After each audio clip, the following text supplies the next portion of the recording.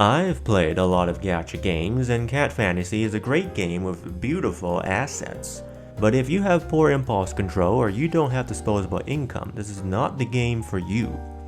The gacha system here is designed to get you to spend as much time and money as possible. It is essentially a casino, and the first thing a casino needs to do is get you into the door. To do that, this game employs three standard marketing strategies: sex appeal, free stuff, and referrals. For sex appeal, this is obvious. This is a game about cat girls. All the promotional screenshots have hot cat girls in them. So the first target demographic will be 20 to 40-year-old men who really like the cat girls. Bear back in mind, I don't see sex appeal as a negative, okay? For free stuff, they are giving out 1,000 summons. I think that could be true, but that's for people who really play the game. An average human playing the game probably will get to around 600 maybe. So the second target demographic will be people who want to play a new gacha game and see that maybe this game is free to play or dolphin friendly. And the gameplay also looks pretty good too, so let's try it out. And lastly, referrals. Within the game you can send out referral links, and for every friend who downloads the game you get 1 invite currency. This currency buys you some resources, and also 100 currency will buy you an exclusive outfit. So if you want that outfit, you better share that link. So the last target demographic will be people who don't really care that much about the game, but if their friend or favorite content creator wants them to try it out, they'll probably try it out. Now all of these marketing strategies to get people into the door are all perfectly fine. There's nothing wrong with them at all. Everybody uses them, including myself. But there is a very small detail here that you won't find out until a bit later into the game. Because of that, I'll talk about it later. So now we have entered the casino. But like any other game, we start with the tutorials and story missions for at least a couple hours. And it's a fantastic experience. But once we get into the dailies, things become a little bit more interesting. Your energy cap starts at around 80, I believe, and increases based on your level. One could assume you would initially need to log in 3 times a day, when you wake up, after work, and before going to bed, to not cap out too much. But that is slightly wrong. You regenerate 1 energy every 5 minutes. One would normally assume 80 energy means 8 hours. But it would actually be closer to 6 hours and 40 minutes. So you would actually need to log in even more often to not cap out. But that's not really too important. More importantly, you will log in more regularly and then notice things are still capping out. There is a cafe in the game where you hire slaves, I mean cat girls, to run the store. They lose mood when running the store and gain mood when resting. Now how long do you think 250 mood lasts for? One could assume 25 hours or 250 minutes. Well, you will find out very quickly that's not the case. It will always be empty when you log back in unless you log in every hour, as I have tried timing it, and I think it's about 200 mood loss an hour.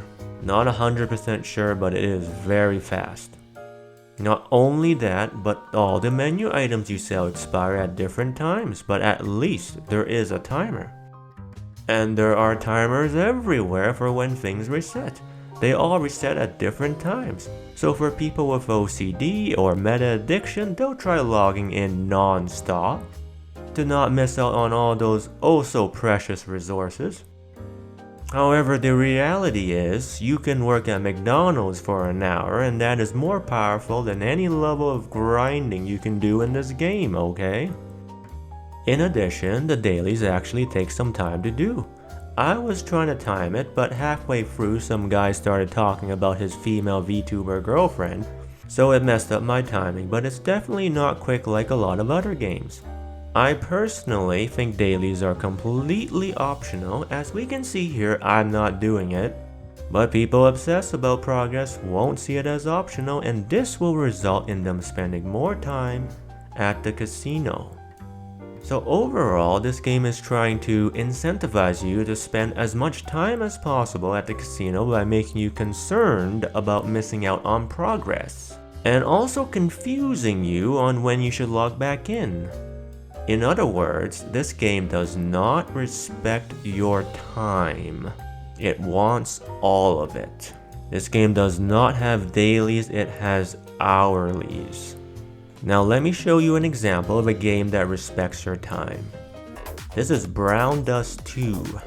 Resources in this game are not on a timer. They all reset at a specific time, at around 7 PM my local time. Everything in the game resets at that time. My draws, my resources, the events, everything. So that means I can choose to log in at any time I want during the day, and I never miss out on anything. Let me show you another example. This is Nornium. Their system is completely different and I like it. You get 8 sweep tickets I think every day in the mail to instantly clear some resource gathering mission. That's it. Don't need to do anything else. In fact, you can store those tickets and do it all later. I had at one time I think 30 of them and used them all up at once. So there we go, Nornium got it right. Now, during your stay at the casino, you will receive a lot of pulls for the slot machine. These were the ones they promised initially, but you will notice you only get pretty much standard banner pulls. The standard banner is a roster of 18 beautiful cat girls, and your 500 to 1000 pulls will get a lot of them, but you'll probably miss a few and that's fine. However, there are limited characters and 100% paid characters that will likely be out of reach to you as you obtain a lower amount of premium currency. This is not a problem initially or for people who don't care, but the story missions begin to require more investment or better characters as you get further into the story. This is because, unlike Hoyo games, it does not scale based on your level. I expect future story missions to be more difficult. If you play the game for the main story, let's say you've been playing the game for a few months casually and you hit a roadblock, that might incentivize you to spend money to help you progress. It might. There is also a competitive or meta element that will encourage you to spend. This game has a lot of PvP. I'm not going to go into all of the modes, but the urge to get stronger in a PvP game is much higher than normal games, obviously. Especially one that proudly displays the best characters in the game all over the place. Also, your profile displays your progress, so if you don't want to feel like a loser, you better swipe that credit card. So the incentive to spend money, mostly for limited characters, will be from the desire to progress in the story and the desire to have a stronger account. Now that we have decided to spend money, what do we spend that money on? Let us say we are smart, so we want the best bang for our buck, so it's gonna probably be a monthly pass. They sell a monthly pass for $5 like most gacha games, and it gives you limited banner currency. However, they also offer a permanent monthly plan that will indefinitely, until the end of service, give you limited banner currency for $30. A reasonably smart person will buy that because it's the best deal, which it technically is, but it is also dangerous. Let me just bring up an article here on Gacha Gaming. I'm just going to expand this graph here. And as we can see on the far right side, the people who spend the most money coincidentally spend the most time in the game. So ironically, buying the best deal might result in you want to spend even more money due to all the time you have invested in the game.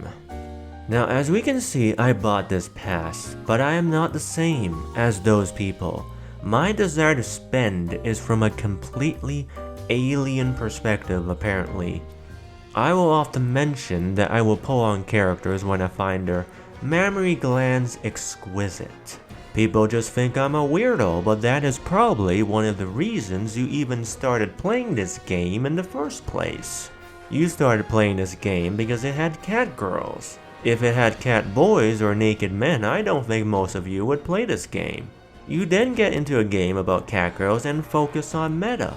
I do the most natural approach, I get into a game for the cat girls and then I pull for the cat girls. Them being meta is just a bonus for me. And I see this exact same situation in all the games I play. Like Honkai Star Rail. Jade had the lowest banner sales because she didn't see meta. But she has big boobies and I can fix her, okay? Now what I'm saying is, until another hot woman comes out, outside of the standard banner, I have zero desire to pull, okay? I ain't pulling out. Meta does not influence my decisions, it is only something I think about in regards to the characters I already have. The monthly pass gives you 1 pull a day. Let's say a month is 30 days, so that's 30 pulls. Let us also say the game gives you 30 limited pulls from special events and hard mode story content every month free to play. And I will also assume the new banner characters will not get a free daily summon. In total, we got 60 limited pulls a month. Each limited banner character runs for 2 weeks. Hard pity for a SSR is 80, and if we fail to get the character, the next SSR is guaranteed to be the limited character. Let us say on average we get the limited character in 100 pulls.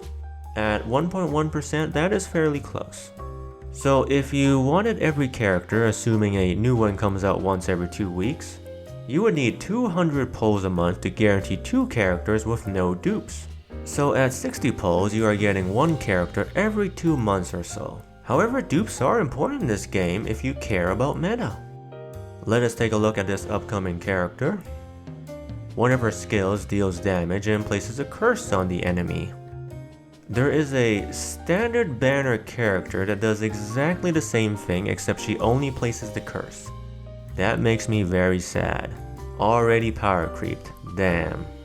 Her first dupe adds a curse with her other ability, so you pretty much gotta grab that. So assuming you want a character and at least 1 dupe for meta purposes with 60 pulls, that's 1 character every 3.5 months or around 1 in 7 characters. So we would need to get more pulls. First, we can buy the other monthly plan for 1 pull a day. But even with that, we still need more currency, so let us get back to the store. When we look at the store, everything has a countdown. There is even a countdown on the skin banner pull. But is the price changing next month? I don't think so. And the premium currency prices I expect will always be the same. The daily offers here may change. The bundles here may also change. Everything outside of outfits and the foreign currency exchange office is built on fear of missing out. And these aren't all the bargains, there are some more to take a look at. Over here, we can spend 120 red crystals to get this bundle. That's fine, but what are the prices for the next level of bundles? I assume they'd be higher. So the more of those you buy, the more that sunk cost fallacy will kick in. Like if you go up to level 30 here, which I assume costs like 1,000 red crystals, then obviously you'd be stupid for not buying the level 50 bundle as well. I mean, you'd just be losing money if you didn't buy it. There is also the pay for convenience perk that costs $3 a month to make your dailies a little bit easier to deal with. In other words, the game was designed to be slightly inconvenient so that you are more incentivized to buy this quality of life investment. This means it is unlikely that the game will be improving quality of life in future patches. I mean, if they did, why would someone buy this? We also have the growth fund here. For 680 red crystals, you can get 7,000 blue crystals. There are actually 2 sides here, so 680 red crystals is just for 1 side. You would have to buy that for both sides. There is also a top-up bonus. The number of red crystals you buy increases the points here, and if you get 10,000, you get a broken unit. 10,000 points is about $150, and the bonus goes up to 300,000 points, which someone does have, so that's around $4,500. Very cheap, okay. I should also add that when you top up, the highest price you see here is $100. But if you press this button, it opens a top-up website, and the highest red crystal you can get is $1,000. God damn. But not enough for all the points though. Now our goal was to get strong units, and there are two areas for us to buy strong units. We can get the standard banner unit by buying the $30 battle pass. I don't think that's a good deal, but you also get an interactable cutscene to consummate your marriage to this character, so that's good. There is also this purchase exclusive character that you can get by spending just 60 red crystals. Actually cheap, no joke. And I happen to have the crystals, so I spent the crystals. And then something happened. A FOMO event was summoned, and now for one more dupe I can spend $5. I mean, I already got the character for $1, so I might as well get the dupe. But then the next tiers I feel like will progressively get more expensive. If the blue crystals here is a good indicator of how much it will cost, if we add up all of the blue crystals, we get 186,000 blue crystals, divide by 9,500 blue crystals here for the first dupe, and then multiply that by $5, we will need to spend $100 to max out this unit. We have somehow spent $1 and ended up spending $100. Damn. Oh, you got 12 days by the way, so you better do it quick. So to summarize, I think this is a great game, as I just pull for pantyhose and mammary glands. But if you are prone to poor impulse control, or you feel the need to be good at things all the time no matter what, or you make less than 10k a month, I can't in good faith recommend this game. It's not worth the risk. And there we go. That is Da Way.